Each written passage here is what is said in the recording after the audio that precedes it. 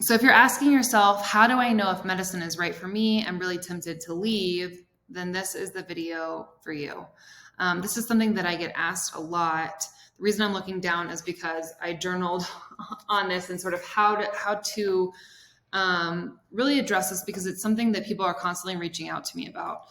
So if it's constantly coming up with, in your mind, how do I know if medicine's right for me? I want to leave. If you're already asking yourself that, there's a good chance that you already know that your intuition's telling you that something's not right. And the question then becomes, is it temporary? Is this something that is consistently coming up for you, where you're constantly pushing down these feelings of, no, I just need to continue. I need to make it through. It'll be better once I get to the end, whatever it is that you're kind of telling yourself. Or is this consistent feelings you're having that medicine is not the right fit for me, and I just don't know how to go about sort of extracting myself from this? And so ultimately the question becomes, do I need to rest or do I need to quit? And because burnout really can make it feel like you don't enjoy your life in medicine, but medicine could still be the right career fit for you. And so what I've sort of posed for other people who have been in similar situations before is this something that you've always wanted to do? Have you always wanted to be a physician? Do you really actually enjoy the work? Do you enjoy your interactions with your patients? And you sort of have to extract yourself from where you are right now, because you may be focusing and saying, yeah, but it sucks right now. I'm having to see so many patients a day. My work schedule is like this, or, you get out of the complaints of it. But have there been moments where you've really, really enjoyed it? And there's certain things that are just bringing you to the point where you don't like it or don't enjoy it anymore. Because if that's the case, maybe you need to rest versus quitting. There may be different practice scenario that you need to be in. Obviously, this is different probably for residents versus attendings, or something where you have more control over your schedule. If you can have the ability to move into a different practice setting. If you're in your training, obviously you have quite a bit less control over what you're exposed to and what, the area that you're working in. But that's something to take into consideration when you're feeling like, I don't want to do this anymore. Is it something that's been consistent for me and it keeps coming up and I keep pushing it down, and that I don't truly ever, for me, I didn't envision myself being a physician in the future. And when I lost that vision, and when I really wasn't holding that vision anymore, and I didn't enjoy the work, and I didn't, imagine myself in that capacity, then it was like, well, why am I doing this to myself? All the reasons that I had sort of been pushing myself along didn't make sense. I was doing it because I didn't want to disappoint other people or that kind of stuff. And so that's what you need to figure out. So then what a lot of people are really wanting to know is, it's really, how do I quit? So what you're really wanting to know is, how do I gather the courage, and how do I know when it's time to quit? And that's part of what I'm going to address in terms of sort of walking through some steps in this video to help you sort of get some clarity on that. I never intended to create a video about helping people or guiding people to leave medicine or quit residency. I really only ever intended to share my personal experience with leaving medicine, because I wanted to be vulnerable and share my story and help others who were potentially in the same situation feel like they weren't alone. Because I know when I was looking to leave, I felt like I didn't have a similar outlet, similar stories that I felt like I could find relatively easily. And so I felt really lost and confused about it. And so that's why I shared my personal story. Through that, people have used that sort of as a springboard to ask me, okay, but how do I leave? How do I go about the process? Can you guide me? What are the next steps I need to do? I'm really considering leaving. Can you counsel me on this or mentor me or whatever? And that's not ever really been my goal. I've never really wanted to sort of help people extract themselves from medicine in any way. But if I can sort of help them, then I'm seeing more and more that my experience has proven useful for a lot of people. And and proven comforting for a lot of people as well. And so I'm just going to walk through some of the things that that I sort of recommend that I've shared with other people that may be of benefit to you if you're considering leaving. So one of the first things is, and the order here doesn't really matter, but to ask if you're currently working in clinical medicine, is to ask for either leave or vacation if you can take it, just to really get away and sort of to really debate sort of that question that we discussed about, do I need to rest or do I need to quit? Because if you take a leave for a couple of weeks and you come back refreshed and you were really just sort of running on empty, your nervous system was fried, you really just needed to sort of reset, take time to focus on yourself, then that will help answer some of those questions about, okay, I still am really passionate about medicine. It's still something that I've always wanted to do. I just feel like I can't do it at the same speed and pace and everything that I had been doing before. And it'll give you some time to really focus on that. In terms of, if you're in a residency program, talk to your program director, or somebody else in your program that can put you in touch with your program director or whoever you need to speak with. You may qualify for FMLA depending on what year of residency you're in, FMLA being Family Medical Leave Act or something like that, which may give you more time to take off. Because in certain residencies, you may have to take, basically you may have to take your vacation. Some residencies may grant you some extra weeks of sort of medical leave. Some may grant you sort of like a family parental leave type thing, whatever they can sort of grant you. For me, I had to take the rest of my vacation for the year. I had already had one vacation earlier in the year. And so then I had 2 weeks of vacation left. And so they basically just gave me my vacation. And that was my leave to sort of contemplate whether, and I had already told them about whether I was going to be leaving the program. And so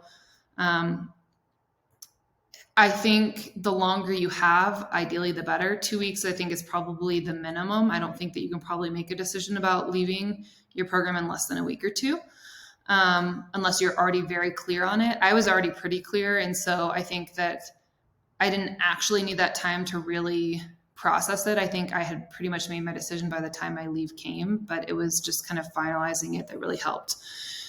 The other thing is counseling.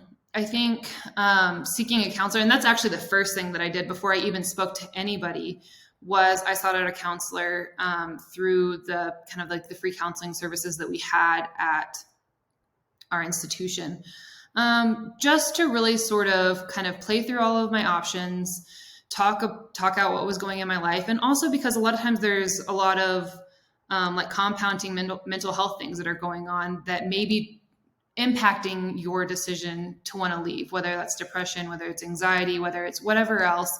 And I just think that it's helpful to be able to actually discuss that with a mental health professional and not just sort of be making that decision on your own. The third thing is, once you've spoken with a counselor, once you've taken your leave, when you're on your leave, hopefully if you can get leave, if not, then try to have a reduced schedule, try to be on an outpatient rotation or something where you have a lighter schedule. Do what you need to do when you make big decisions to get some clarity. For everybody, that's different. If you don't know what that is for you, then I encourage you to use this time to try to figure that out. Is that long walks in nature? Is that going for a quiet drive somewhere?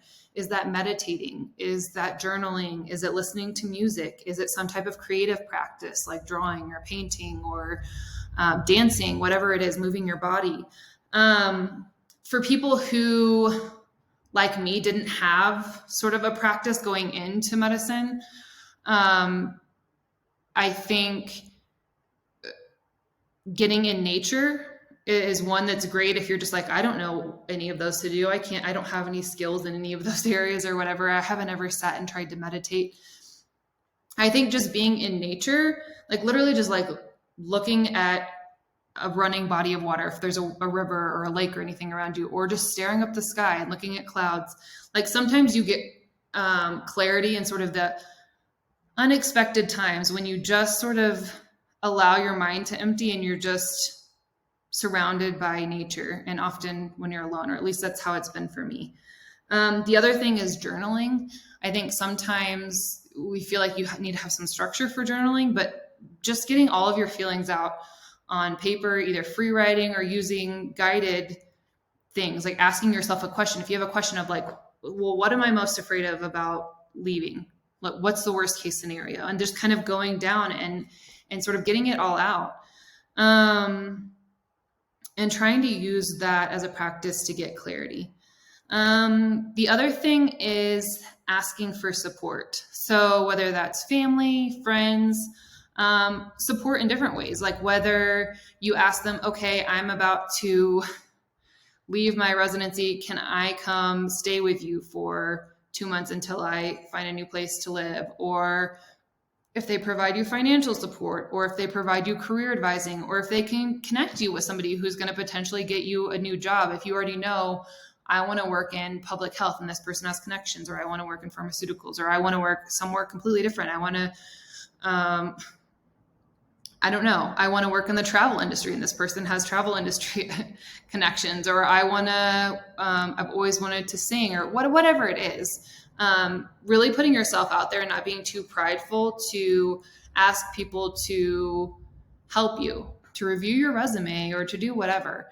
I think it's important to really humble yourself and open yourself up to that.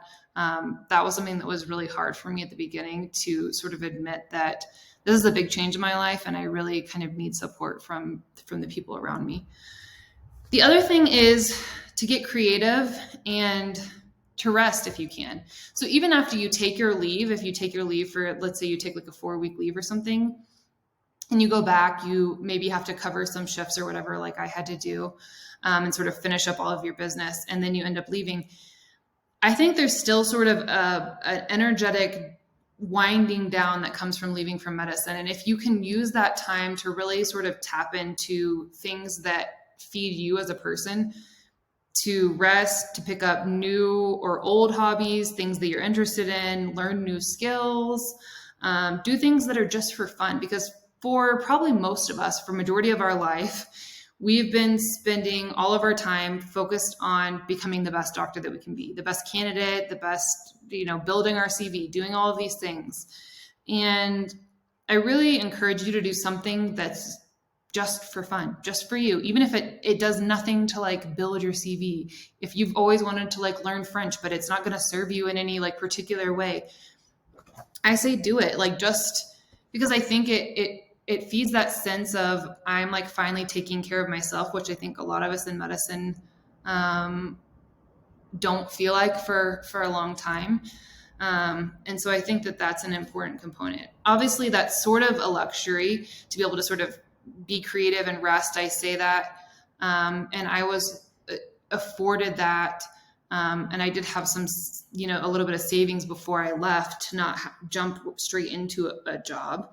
But if you need to end up supporting yourself, is there a bridge job that you can get that it doesn't have to be your forever job, but that you can use to just financially sustain yourself and will allow you to pursue other things, that will allow you to pursue these hobbies or allow you to explore what comes next for you? Because I think that when you take the pressure off and you give yourself a little bit of space to sort of get creative and what the next step is going to be, looking at your values and sort of what do you want your day-to-day to look like? Because you know that medicine was not that. Do you already have a very clear idea of where you want to go and what you want to be doing next? Or do you have no idea? And so, some type of bridge job in between where you're supporting yourself financially, but maybe it's not your long-term goal of what you want to be doing, could be something that you might just need to do in the interim while you figure out, okay, what is my long-term goal? What are my values? What are my goals? What do I want, my life to look like? And then take action and start applying to jobs or start creating your business, whatever clarity you get from really focusing. I think when we really get down to it, we do know what we want our lives to look like and what we value and what's important to us. And a lot of times that's why it doesn't align with medicine. For me, that was one of the big things is I really value autonomy, freedom, independence, relationships. And a lot of that felt stifled by medicine. medicine is a hierarchy, and a lot of what you do is dictated by treatment algorithms or the people above you, or you're being supervised, which is not a bad thing. I mean, I get at some point you're at a different level, but I also just wanted the freedom to make creative decisions, the freedom to travel, the freedom to control my own schedule. And a lot of that is difficult to come by in medicine. And I didn't realize that, and I wasn't acknowledging that for myself. And so really looking at what do you value, and sort of what are the ranking of those values, because that'll help you figure out what's important to you when you're looking for the next job. If financial stability is really, really high for you,